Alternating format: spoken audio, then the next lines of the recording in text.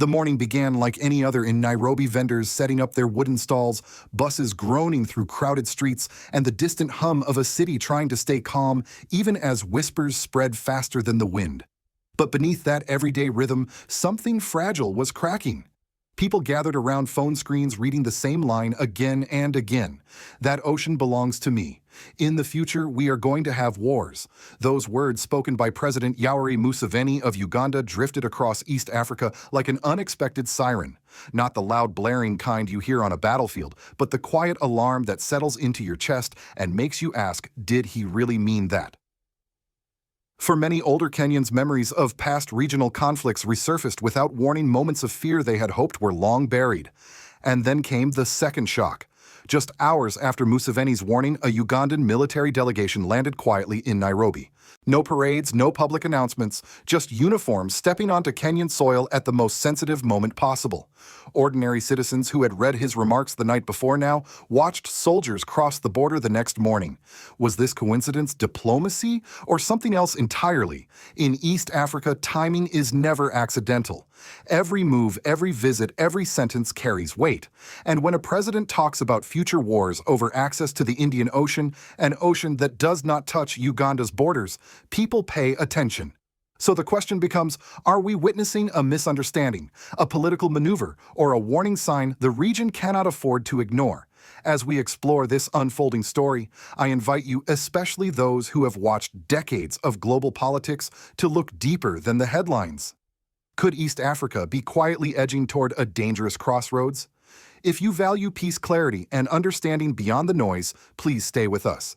And if you believe the truth matters more than rhetoric, more than fear, consider subscribing and sharing this video with someone who still cares about what happens to our world. When President Yoweri Museveni made his now famous remark, "That ocean belongs to me." In the future, we are going to have wars. It wasn't delivered on a grand stage or during a military parade. It was spoken almost casually during an interview in the calm and steady tone he often uses. But the simplicity of the setting made the words even heavier. Across East Africa, people felt an immediate jolt.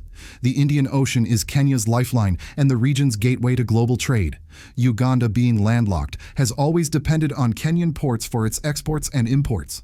So when a sitting president hints at war over an ocean his country does not directly touch, the meaning becomes far more than rhetorical. In Kenya, ordinary citizens began sharing clips on social media, questioning whether Museveni had crossed a line or was simply venting long-held frustrations. For many Kenyans, the statement felt reckless, something a leader should never say aloud, even metaphorically. But among his supporters back in Uganda, another narrative formed. They argued he was speaking about economic injustice, about how landlocked nations are structurally disadvantaged, forced to negotiate endlessly with coastal neighbors for access to essential trade routes. Beneath that debate, one truth emerged: no matter the intention, the timing could not have been worse. Uganda is currently in a heated political season. Museveni, now one of the world's longest-serving leaders, is seeking what he calls his last term in office. Every word he speaks is carefully scrutinized both by allies who want stability and by opponents who view his long rule as a symbol of stagnation. Analysts in Kampala noted that his ocean comment may have been aimed at rallying nationalist sentiment, an attempt to project strength in a moment when public confidence is being tested. Yet, in trying to appear strong, he may have triggered regional anxiety instead. Meanwhile, in Nairobi, the Kenyan public remembered history all too well. East Africa has seen conflicts flare for far less provocative statements. Older Kenyans, especially those living near the border regions, recalled stories from their parents and grandparents about past clashes, memories of fear, displacement, and uncertainty. And for Uganda, the past is equally sobering. The country suffered during its two major conflicts with Tanzania, one in the late 1960s and another in the late 1970s. Military historians often remind the public that those wars ended disastrously for Uganda. So when Museveni speaks about future wars, many people on both sides of the border hear an echo of history they would rather forget. Then came the moment that shifted the conversation from words to action. Just hours after Museveni's statement went viral, Kenya's defense forces announced that a Ugandan military delegation had arrived in the country. It wasn't a small symbolic visit, but a full team led by Major General Francis Takirwa, the deputy commander of Uganda's land forces. According to Kenya, the delegation was there for a benchmarking exercise specifically to study the Defense Forces Welfare Services, a program focused on improving the lives of soldiers and their families. In another week, such a visit might have passed quietly without a single headline. But this was not another week. It came at the most sensitive possible moment, right after a public hint of war. Even though the official agenda appeared harmless, the symbolism overshadowed the stated purpose. To many Kenyans, the timing looked suspicious. On social media, people asked, how can soldiers arrive the same week their president talks about war? Others wondered whether this was quiet diplomacy, disguised as a welfare tour, or perhaps an attempt to reassure Kenya behind closed doors. Soldiers walking into a neighboring capital is not unusual in East Africa. Cooperation and training are common. But in a week charged with fear, pride, and bruised national feelings, the sight of Ugandan uniforms in Nairobi felt like more than routine. It felt like a test of trust. The turning point of this story did not come from another speech or another headline. It came from the silent footsteps of Ugandan officers entering Kenya's military facilities. Their arrival at Moi Air Base shifted the mood across Nairobi. The city, already tense after Museveni's ocean remark, felt the weight of something more serious. Soldiers are symbols, and in moments of political uncertainty, symbols speak louder than words.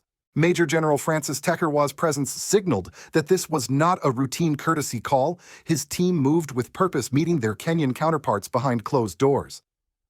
While the official explanation emphasized benchmarking and welfare services, the public could not ignore the timing. Discussions about improving the lives of soldiers seemed strangely disconnected from the reality of a region suddenly wrestling with talk of future wars. And for many Kenyans, the question remained, is this diplomacy, reassurance, or camouflage? Inside military compounds, the atmosphere was calm but watchful.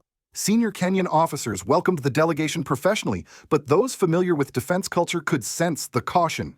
Meetings at the Defense Forces Welfare Services in Embakasi were described as productive, yet no detailed communiques were released. When military cooperation becomes unusually quiet, observers know that something sensitive is unfolding. The public left outside the gates could only interpret through fragments, photos of handshakes, brief statements, and the nervous energy running through Nairobi's media rooms. One moment that stood out was the Ugandan delegation's courtesy call with Major General John Mugaravaya Waliaula, the commander of the Kenya Air Force. They discussed institutional learning and the importance of strong welfare structures, conversations that sounded peaceful and technical. But there is a reason the image of two top military leaders sitting across from each other made its way across East African news appearances matter. In diplomacy, especially military diplomacy, timing becomes a message. While the officers talked, the internet in both countries pulsed with speculation. Kenyans called the words reckless, provocative, and disappointing. Some wondered if Museveni was testing Kenya's political temperature, sensing that internal debates ahead of 2027 had left the country momentarily vulnerable.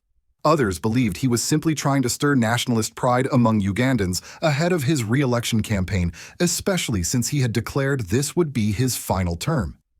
To many Ugandans, the statement was not a literal threat but an expression of long-standing economic frustration.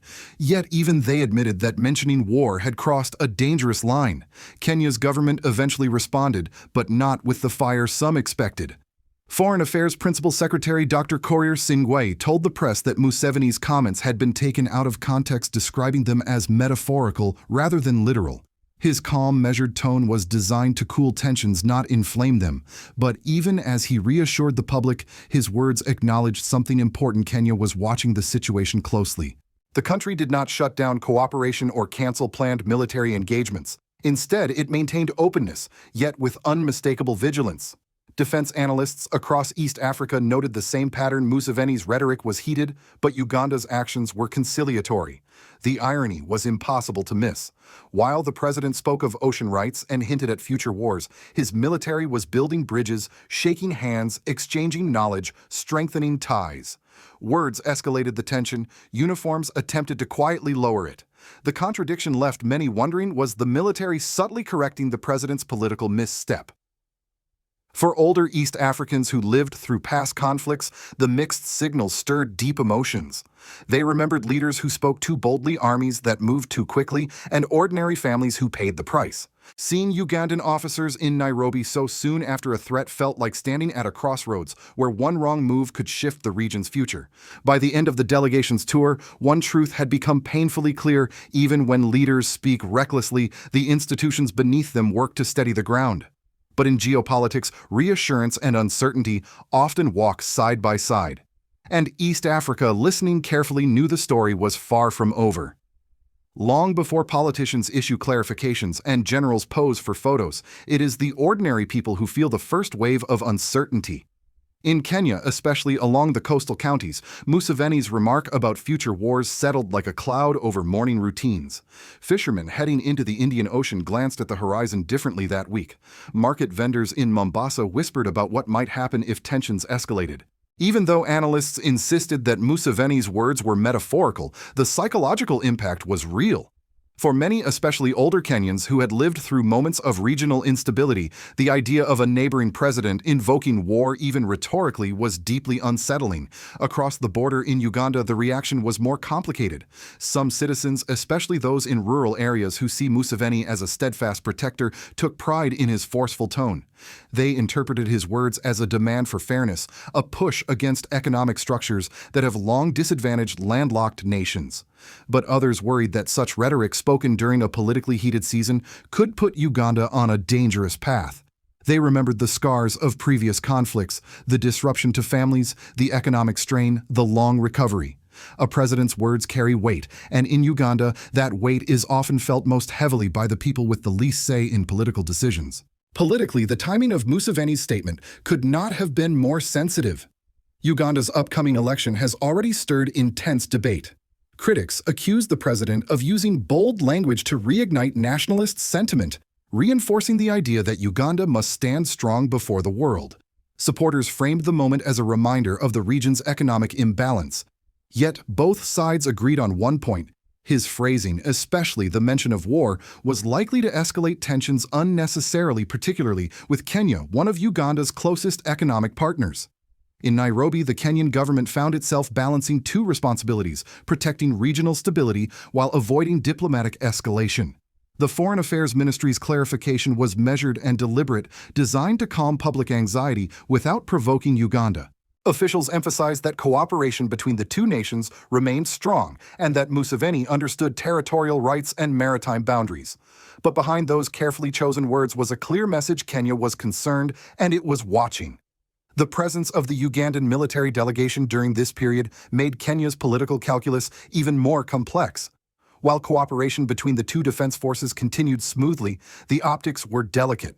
Politicians, journalists, and civil society leaders questioned whether the visit was planned long before the controversy or whether it was a subtle attempt at damage control. Some suggested it was a gesture meant to reassure Kenya that despite strong rhetoric, Uganda was not seeking confrontation. Others speculated it might have been a strategic display, an unspoken reminder of Uganda's regional presence. For citizens in both countries, the deeper concern was less about soldiers meeting in military bases and more about what the moment symbolized. When leaders use language associated with conflict, especially in regions where historical wounds still linger, the fear is not that war will break out tomorrow, but that trust between neighbors will erode. And once trust weakens, misunderstandings become more dangerous. Across East Africa, regional observers highlighted another important consequence: the fragility of political communication. In tightly interconnected regions, a single phrase, even one later described as metaphorical, can shake markets, unsettle alliances, and stir emotions across borders.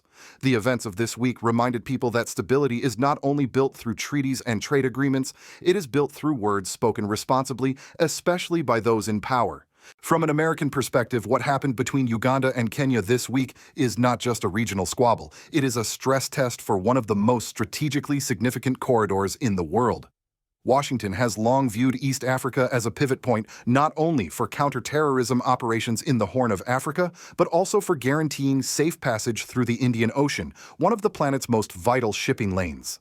So when a regional leader speaks about future wars over access to that ocean, no matter how metaphorical the intent, it sends ripples far beyond Nairobi and Kampala.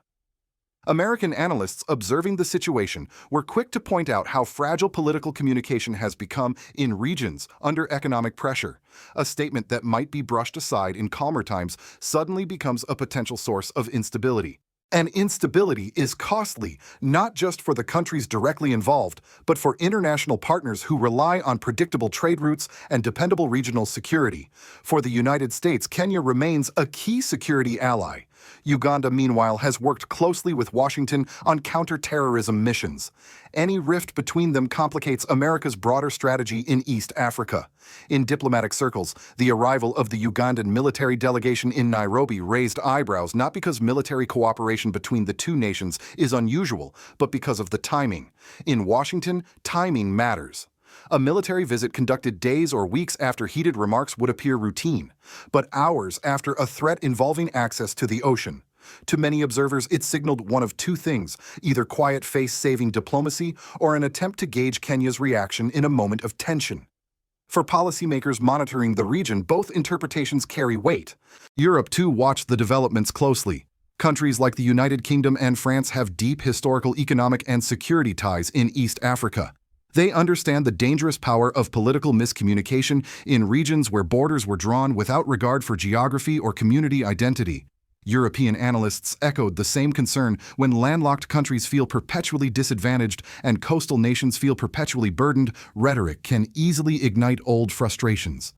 And when such rhetoric involves access to the Indian Ocean, a lifeline for global commerce, the stakes rise exponentially. Across Africa's broader political landscape, Museveni's remarks underscored an uncomfortable truth: many post-colonial borders do not reflect economic realities. The idea that a nation can prosper while cut off from the sea has always been contested. That tension plays out quietly in diplomatic meetings, trade negotiations, and infrastructure projects. But when a president frames those frustrations in terms of war, it forces the world to take notice.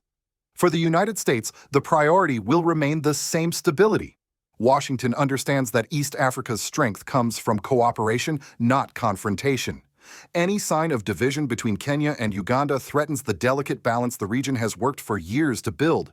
And while Kenyan officials moved quickly to clarify the situation, insisting the remarks were metaphorical, the episode serves as a reminder that words alone can unsettle alliances. To global observers, this moment was not about the likelihood of war.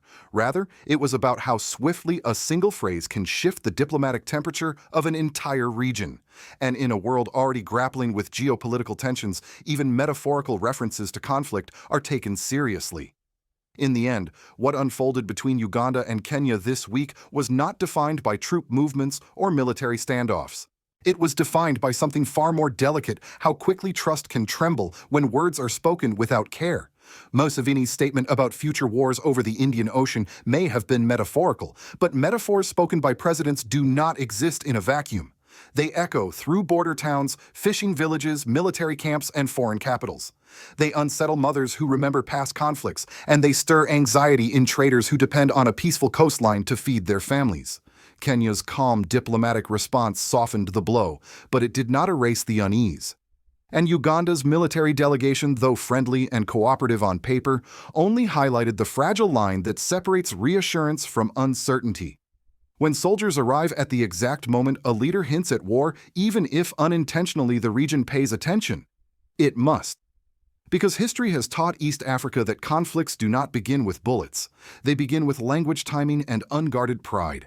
This moment, unsettling as it was, offers a quiet warning to the rest of the world, especially to nations like the United States that watch East Africa's stability with strategic interest. In a region where economies are intertwined and borders are scars of colonial history, a single sentence can create tremors far beyond its intended meaning. Stability depends not only on armies and treaties, but on leaders choosing words that build bridges rather than testing them.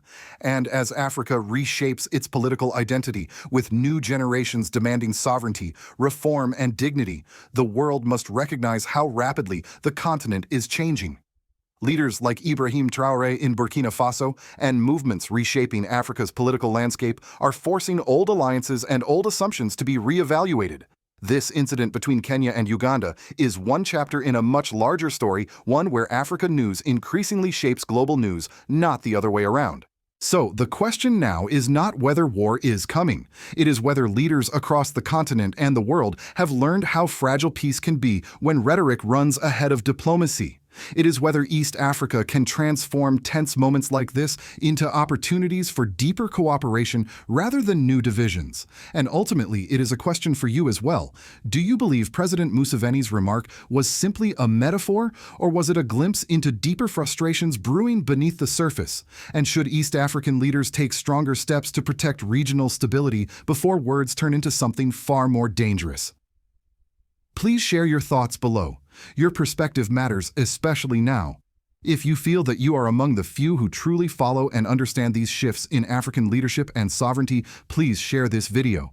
And subscribe if you believe that the truth is more important than the headlines.